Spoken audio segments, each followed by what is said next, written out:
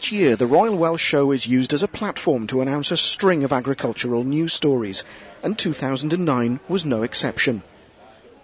Among the first announcements was an initiative which sees Welsh lamb being sold on the shelves of every Sainsbury supermarket in Wales, under the banner of the Welsh Young Farmers Clubs. The original concept came about when I was thinking at home, well, how can I add value to my own produce at home? Not farming in a specific area, location with any breed type of sheep, so I didn't have anything to add value, as it were, to my produce. The only thing that I had as an individual was my Young Farmers membership. So the original idea stemmed from that, and it's evolved and grown to where we are today. We've had discussions with a few specialists regarding what we were thinking of doing, and to be fair, Sainsbury's really grasped it and liked the idea. Obviously, as a youth movement, we tick a lot of boxes in how we operate, and got a constitution and a democratic movement.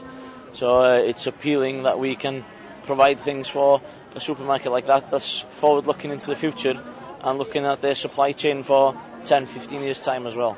It was at the show last year that Reese and Susie and some of the young farmers just simply asked for a cup of tea, that they had an idea they wanted to share with us, and it was about selling branded lamb under the YFC movement's name to one Sainsbury store. But really, by the time we'd finished our second cup of tea, we thought, well, why do one? We may as well do it in all of Sainsbury's Welsh stores, putting in that lamb product branded as coming from the movement, and then the discussions followed on afterwards as to what we could do to incentivise young farmers, but also the movement itself.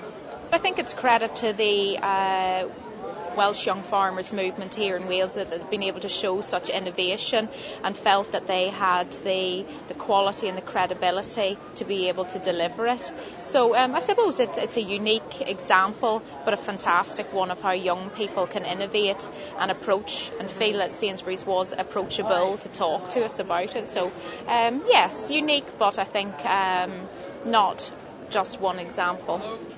As well as individual farmers, the scheme will benefit YFC Wales to the tune of 40 pence per head. But the lambs will also be processed in Wales, thanks to a deal with Dunbeer in Llanybydder. We do a lot with the YFC. We sponsor them in various events, and they just walk the chains back at a plant in Llanybydder.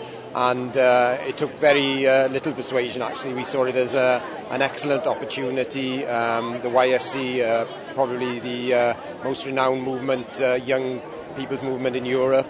And we saw it as an opportunity to give something back to the young Welsh farmer, because it's vitally important in the sustainability of lamb numbers that young people become involved with farming and to keep the sheep numbers up. Now, the lamb has been on sale since the beginning of the month. What's been the initial reaction? Oh, very positive. I mean, lamb is at its very nature best in season at the moment, and we've moved into new season lamb, and I think it is a fantastic product. Quality has been great, but we have been holding back on the campaign to be able to talk about it more openly at the Royal Welsh Show, so hopefully we'll see further uplift in sales after this week. The throughput that we're taking off the mats, as it were, at the moment, they might be coming originally from direct slaughterhouse killings anyway, but we're looking at taking 250 lambs a week. It's not a staggering amount to take out of the equation, as it were, and we're hoping that, of course, the reference price that we're receiving from the slaughterhouse is based on what the live mat is doing anyway. So, the two systems have got to work hand in hand.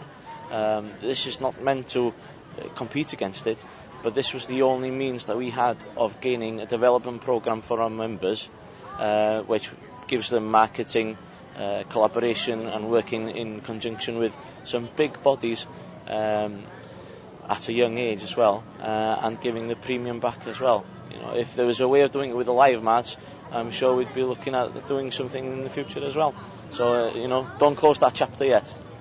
Is this the first step in a whole YFC brand? Where do we go from here?